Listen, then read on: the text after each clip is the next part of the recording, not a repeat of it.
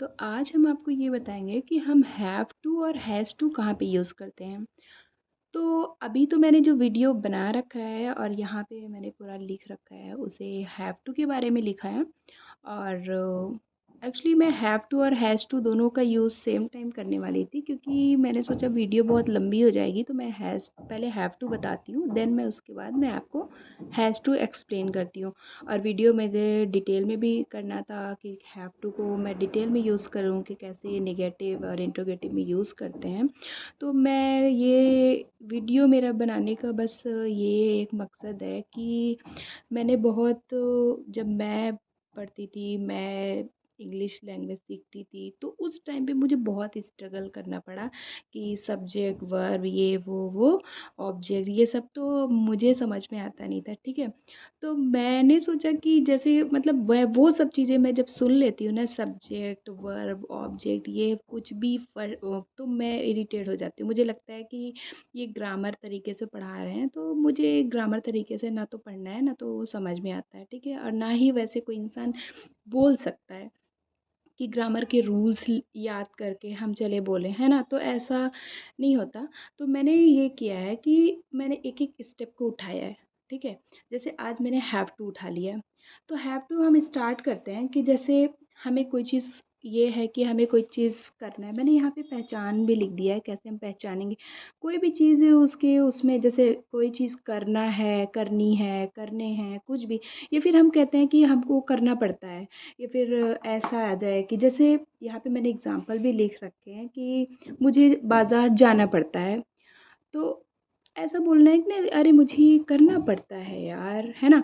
तो अभी इसमें मैंने लिखा है कि यहाँ पे कोई चीज़ आपको ख़रीदना है, कोई चीज़, तो यहाँ पे ना है, नी है, ऐसा आता है। ये तो बस मैंने पहचान लिख दिया है, लेकिन ये माइंड में मत रखना। बस माइंड में ऐसा रखना है कि अगर हमको कोई चीज़ करना है तो हैव टू, या फिर हमको कोई काम करना पड़ता है तो हैव टू, ठीक है? जैसे मुझे बाज़ार जाना पड़ता है, ठीक है? I have to go to market. मुझे एक लैपटॉप ख़रीदना है, I have to purchase a laptop.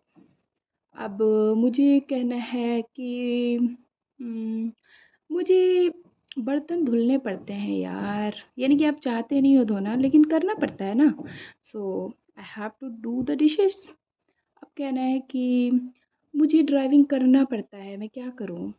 Okay, I have to drive.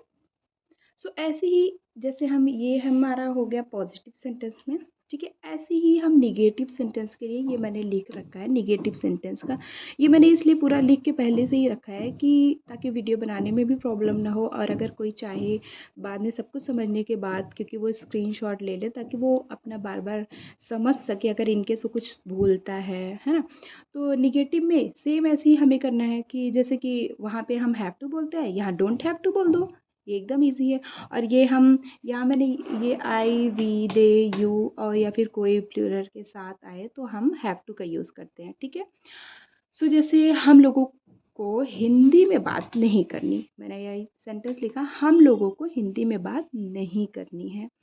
So we don't have to talk in Hindi. ऐसे ही आप कोई और सेंटेंस बना लें कि मुझे तुमसे बात नहीं करना है, okay? I don't have to talk to you. तो कोई चीज़ नहीं करना है, आप हैव टू लगा के बोल दो सेंटेंस, वो सेम सेंटेंस।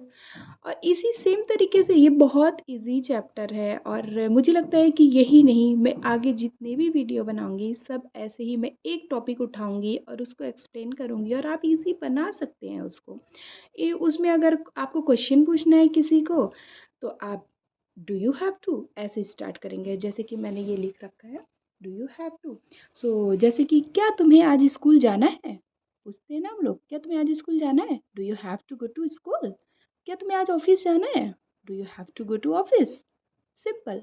इतना ज़्यादा इजी मैंने इसको बना रखा है कि इसमें आपने कुछ भी लाइक कुछ चीज़ें वैसे नहीं लर्न करनी है, जैसे ग्रामर वे में कि पहले सब्जेक्ट आएगा, देन ये आएगा, वो आएगा, ये सब नहीं करना है।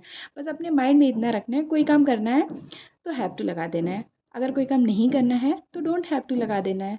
और अगर कोई चीज़ आपको उसको क्वेश्चन से पूछना है, डू यू हैव टू ऐसे करके क्वेश्चन पूछ लो, सिंपल, ठीक है? तो ये आपको अगर समझ में आ गया हो तो इसके बाद इसकी जो नेक्स्ट सेकंड पार्ट आएगा, ये पार्ट 1 है। मैं जो सेकंड पार्ट आएगा वो हैज़ टू आएगा, क्योंकि यहाँ पे ये आप देख सकते हैं कि आई, वी, दे, यू या फिर कोई भी प्लूरल सेंटेंस आता है तो हम हैव टू का यूज़ करते हैं। लेकिन अगर यहाँ पे, अब वो अगले वीडियो में मैं बताऊँगी, क्योंकि अगर मैं बताने बैठूँगी तो फिर वीडियो भी हो जाएगी और वीडियो लंबी हो जाएगी। मैं चाहती हूँ कि वीडियो थोड़ा छोटी बनाऊँ, जिसकी वजह से लोग को पसंद भी आए और एक बार में एक ही चीज़ बनाऊँ, है ना? चाहती तो मैं दोनों बना लेती, लेकिन कोई ना, मैं नेक्स्ट पार्ट में पार्ट 2 करके उसको बनाऊँगी। सो ये बहुत ही सिंपल है, ठीक है? पॉज़िटिव बोलना है, मुझे स्कूल जाना है या फिर मुझे स्कूल जाना पड़ता है, I have to go to school. मुझे स्कूल नहीं जाना पड़ता है, मुझे स्कूल नहीं जाना है, I don't have to go to school. Don't लगा दो, डोंट हैव टू हो गया। और अगर यही क्वेश्चन में पूछना है कि तुमको स्कूल जाना पड़ता है, do you have to go to school? तुमको स्कूल जाना है या फिर जाना पड़ता है या जाना है, ये एक ही चीज़ है। ये क्वेश्चन एज़ अ फीलिंग से समझो। मुझे लगता है कि इंग्लिश को ना फीलिंग्स से समझा जा सकता है। अगर आपके पास फीलिंग्स आ गई, सिचुएशन आ गया, then you can speak, right? So ये रहा। अगर आप चाहें तो इसका स्क्रीनशॉट ले लीजिए ताकि आप एक आध बार प्रैक्टिस करें, और अगर आपको कुछ चीज़ नहीं समझ में आती है तो आप कमेंट बॉक्स में मुझसे पूछ भी सकते हैं। मैं हर एक का रिप्लाई भी करूँगी, और अगर आपको कोई प्रॉब्लम आ रही है या फिर आप कुछ भी अपने हिसाब से चाहते हैं कि मुझे इस टाइप की वीडियो मैं ढूँढ रही हूँ लंबे टाइम, मुझे नहीं समझ में आया, then you can comment, right? अब हम इसका नेक्स्ट पार्ट लेके आएँगे। सो आप वीडियो को लाइक कर दो ताकि ये वीडियो ज़्यादा से ज़्यादा लोगों तक पहुँच जाए और अपने फ्रेंड सर्कल में। And that's it. Okay, bye.